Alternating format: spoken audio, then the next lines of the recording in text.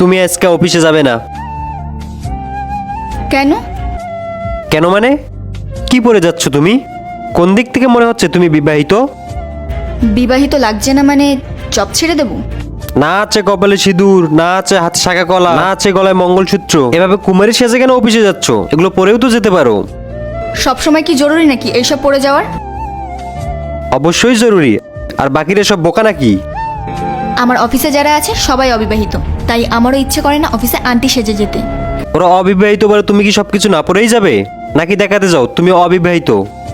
অফিসে সবাই জানে আমি বিবাহিত। যখন সবাই জানে তখন কোনো মানেই নেই এসব না পরে যাওয়ার। ট্যাগ লাগানো খুব দরকারি নাকি? দরকার।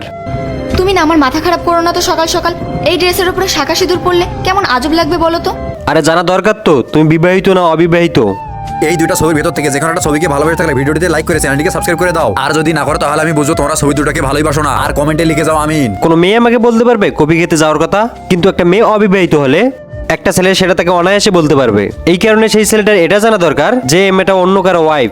যদি লাইন মারতেই হয় না, তাহলে বিবাহিত মহিলাদেরও লাইন মারতে পারে লোক। ছেলেরা সেই মেয়েদেরকেই লাইন মারে যেই মেয়েরা তাদেরকে হিন্টস দেয়। ঠিক আছে, মানুষ পাগল না। এটা তো হিংচি। তুমি অবিবাহিত সেজে অফিসে যাচ্ছ, কোনো মানুষ তো পাগল না, এটাকে হিংসে ভাববে।